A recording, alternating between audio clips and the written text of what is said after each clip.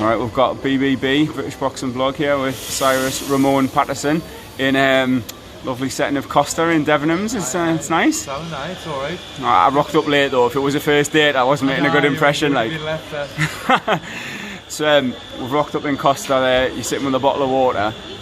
Is that part and parcel like the amateur scene? Like you're constantly on it and. Well, like to be honest, like if I drink coffee too late at night, like I can't sleep. So. To be fair, it's pushing 7 o'clock now. No, it's getting on. So I'll sit the water. So like, I've just said to you myself there, like our knowledge of the amateur, the code as you want to call it, like it's improving. We're getting there, but it's not as up there with our pro thing. And I think that's probably the same for our followers. Yeah. So can you just talk me through like your average sort of? I don't even know, because it's not necessarily a camp, is it? Are you constantly in camp? Yeah, well, it's Monday to Thursday every week, really, down in Sheffield at the AIS, which is the facility that all the JB boxing has been under for years with Rob McCracken. So, like Anthony Joshua, James McGill, Nick Adams, they've all been through them doors, and so it's the best place to be. And again, it's probably quite a long story, but how did you get to that point from like you first entered the gym from Ashington originally? Is that right? I was born in Ashington, but I've always lived in Alnwick. It's only recently, a couple of years ago, I moved up into Newcastle. It's still a fair hike to Berkeley, though, isn't it? How did you find your way there? It used to be bad, man, because when I used to finish work or school or whatever, I used to have to get the bus to Newcastle and then get the metro from Newcastle to Gateshead and then the bus again from Gateshead to Berkeley. So it was a good couple of hours journey there and a couple of hours journey back, and it's 5-6 days a week. It's quite intense, like, but it's paid off and I'm getting further on and hopefully like, I mean, that just opens my eyes, and like people's eyes watching this, they'll be thinking like, you know, you see the glamour of it. You mentioned the likes of Joshua and that, and people, some boxing fans generally only see the big shows and they don't see that graft, and it's not even the graft in the gym and the hard work there. It's just like, as you say, it's a hell of a commute, like. And does that just come from the appeal of Berkeley and like them doing well? Like, why did you decide to make that commute? No gyms in Alnwick, or? For a lot of years, my uncle was coaching us. That's coach at Alnwick ABC, which is Cyrus Pattinson, and I was trained for a lot of years under Manny Burgo and Paul King as well. I've done plastic with us and still good friends. But I just felt like I had to put myself in the deep end a bit, and I knew what Berkeley was doing, Graham Rutherford was doing, and how he was kind of priming everyone to be champions, and I just wanted to take myself out of my comfort zone. I felt like that was the best place to be, and within a couple of years converted to Southpaw, and then a year later I was in the ABAs, and then I was straight on JB.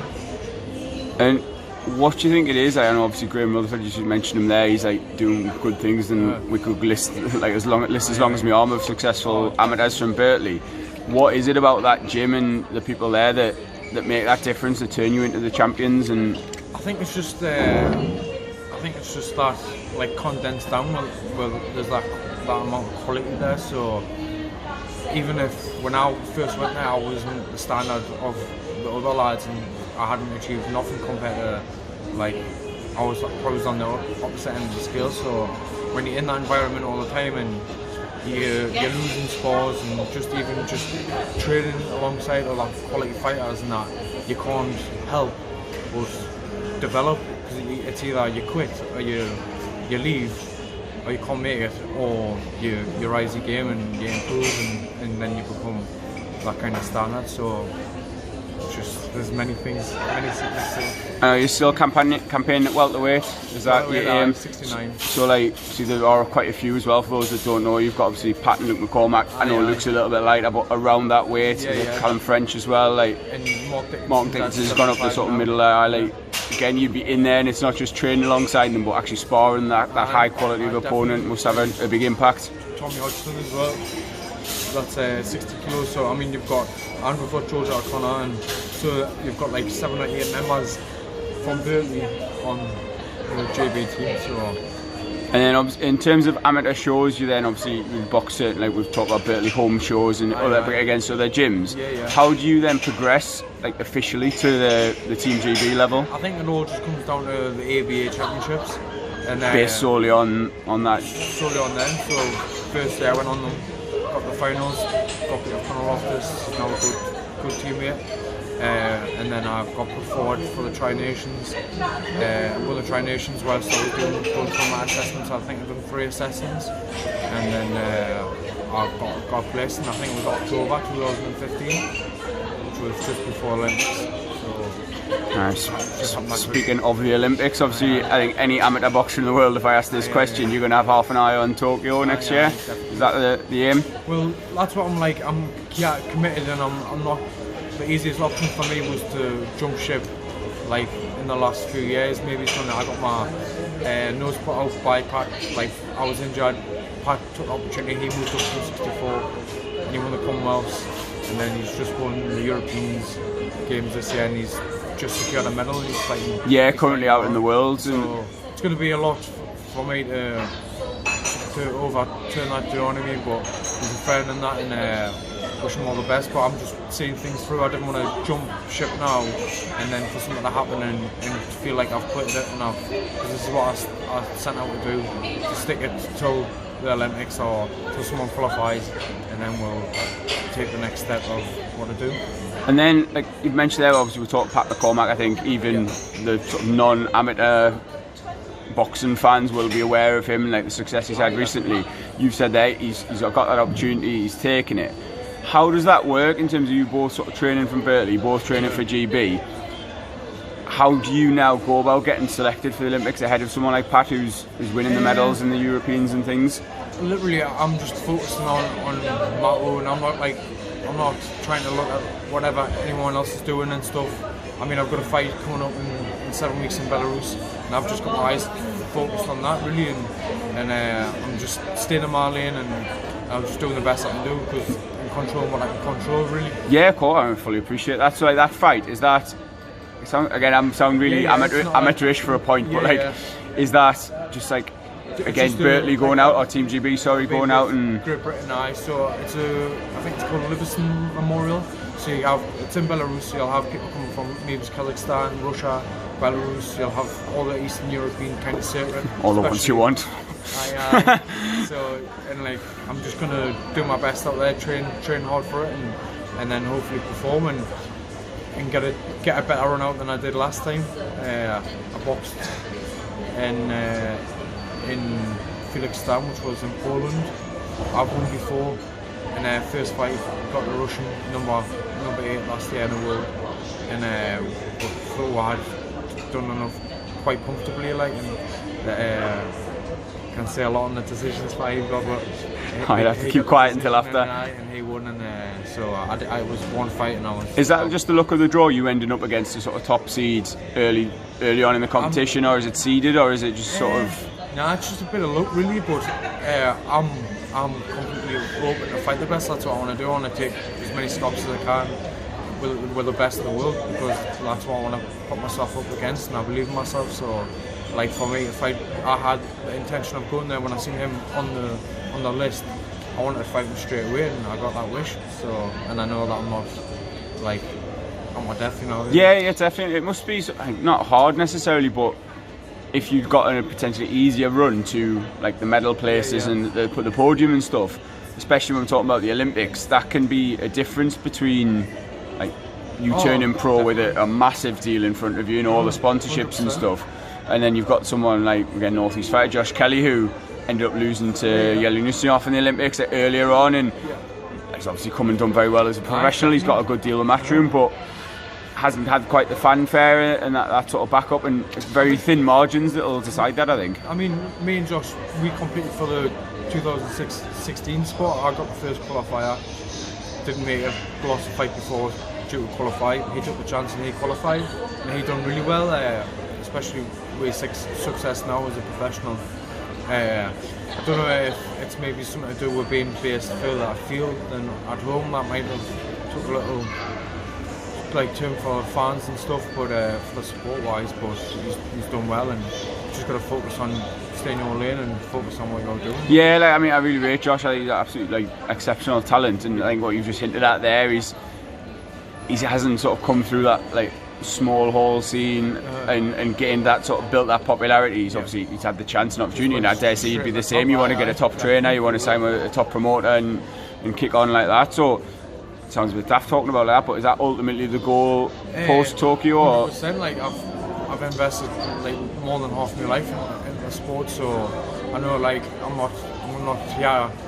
My career is not to be an amateur fighter forever. I know that the only way to go to the Olympics is to represent the country, which is a massive thing, is being an amateur. But like I've invested all my life really into it, so I want to be taking the next step and reap some of the rewards that I'm due. And obviously, you haven't boxed as a professional yet, but do you feel like the way the amateurs side of things has gone, that the gap's closed between the two codes and you'd be well suited for the professionals? I definitely feel like I'll be more suited for the professionals than the amateurs. I mean, they changed it to 10-9, like 10-point system scoring and stuff, so it bridges the gap to an extent, but still, it's the amateur kind of foundation is just that condensed. It's that high paced. You can't really take the time and think about what we're doing. You've got like 3 rounds essentially so to get it done. A bit flat out. We sampled the WSB a few seasons ago, last year and the years before, which was a little taster for what it would be like. But I'm excited for next year when I do. And just like you mentioned there, WSB, for those that don't know, it was sort of a bridge between the two codes, wasn't it? And like, there was one in, I think it was Gateshead quite recently, and it caught the attention of the public a bit. It was something a bit new, a bit different, and I think there's in the past, before the 10-point must scoring system, there was a bit, as we've seen, a bit like fencing almost. You just had to touch them and nick the points and build up a lead that way.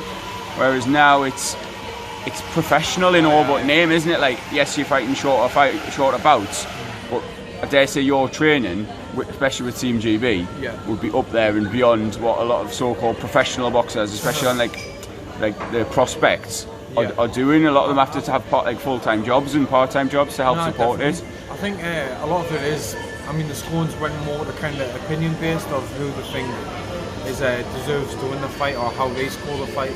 Whereas before it was a little bit easier to score, as in if you're getting a clean shot, then it's 1 point to you. Yeah. So, but you just said as well, like that subjective judging hasn't necessarily benefited you on a couple of occasions, and obviously like the Mick Conlon in Rio was a big one, a big controversial one that a lot of people talk about. Fraser Clark, he guaranteed himself a medal yesterday in the Worlds against Russia, and then 2 hours later, after he got announced, the Russians must have lodged an appeal, and then it got overturned. So I know how hard Fraser Clark's worked, and there's a lot of things that he's had to go through, and I'm so good, and I know that everyone else is good, but they're the sorts of things that happen. Yeah, it must be absolutely heartbreaking. Obviously, we've seen like VAR come into football, and with the Charlie Edwards fight the other week there, the referee's decision getting overturned there and then, and ultimately you want the right decision to be made. However, that sort of gets to, but it's harder, easier said than done, isn't it? And I mean, I think they're starting to bring that kind of analysis in, like with a punches thrown, or like a bit like more like football statistics and stuff. Really, I don't know. I think they've just started with this World Championship, so it's interesting. But when you're in them close bouts and stuff, it's just one of them. It'd be interesting to see, like, for you personally as a boxer, like after your fight and stuff, and if you obviously said earlier you thought you comfortably had it, whether the statistics actually back that up and you can like use that to your advantage. We so our performance analysis and stuff down JB, so they can go through and they can look at the punches that you're throwing, the percentages of your shots at the land move. So when you're breaking down, you're doing your debriefing stuff, you can actually see what happened, and obviously it's still on paper to win, but it's just one of them things. And like one of the other issues in boxing, obviously it's reared its head again, is like the drug testing, the drug taking of alleged parties. I'm not mentioning any names, but everyone knows what we're referring to. What's the testing sort of situation like in the amateur game? I mean, we're being like Olympic athletes, where we can be tested at any point. And I'm on the UK anti-doping whereabouts system, so I fill in where I'm staying every night and an hour slot for every day, and they can come at any point. But I think it's just the overnight stays that, and so it's literally I can get knocked, which I have not long ago, knocking the door at 5:30 in the morning, and UK anti-doping's been there, and you just test, and then obviously you've got in competition and out of competition different sorts of things. So we've got, I mean, it does get pretty serious because even certain types of medication like Lemsip and stuff we can't have. Well, this is what I was going to ask you, because obviously we're sat in Costa here, as many people are probably aware. Like, how careful do you have to be? Like, obviously looking at there, and like I would order a coffee and not think anything of it. And but even like sorts of stuff like your protein or like your kind of supplements and stuff, it's all got to be informed sports, but even then it's still not guaranteed. It's only that it's been like triple tested. Well, yeah, I said that like a while ago. We were getting into a debate about it all, and Lewis Ritson absolutely rinsed us, because I said, like, obviously it's a small step. Like, you have your protein shakes, your protein bars, then there's certain ones with like energy and like short-term energy and all it, and like it must be so complicated to keep a track of all the stimulants, all the ingredients that you're having to like maybe do without in some cases. And I mean, that's what I say, like, you're better off avoiding it all, really. But there is certain types of brands out there that are supporting for tested athletes, which that we do have, and we take batch numbers down.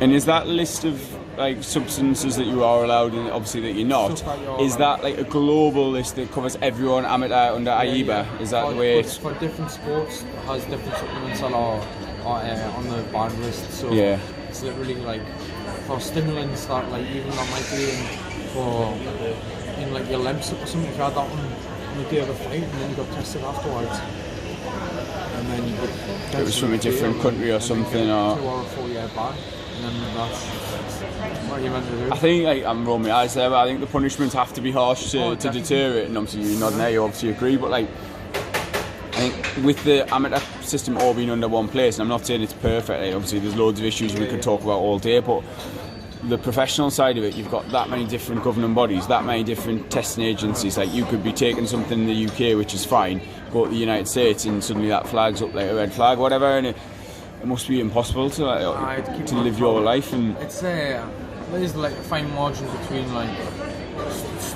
I mean, people are dying in the sport. Like, you've got to protect and minimise that as much as you can. So if you're cheating in it, and if you fail a drugs test, then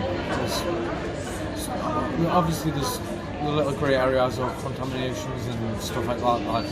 It makes it more difficult to say, like, right, ban everyone, because there are extenuating circumstances like a lot of the time, and it's hard to have that one blanket approach to try and eradicate it. Maybe it's why they're the professionals. Like, I leave that to them. Like, I kind of gone too far into it, but they could probably elaborate on it more. Like, well, I just do what I do and just keep my head down and like avoid the stuff that I'm not meant to be taking, and try to minimise them risks. Like a good lad. So. Oh yeah, thank you very much, Cyrus. I'll let you get off. I think we kept you long enough, but that's gone on quite a bit now, over a quarter of an hour, right? It was a good little chat. Like, as I say, it was educated, like, for me to learn about it a bit, and I'm like I say, talk all day, but just for turning pro next year, like, so. Had any offers? Exciting times there. A few, but I've got to keep them. I'll wait till I turn the camera off and I'll get them out of you then. Cheers, mate. Thank you very much.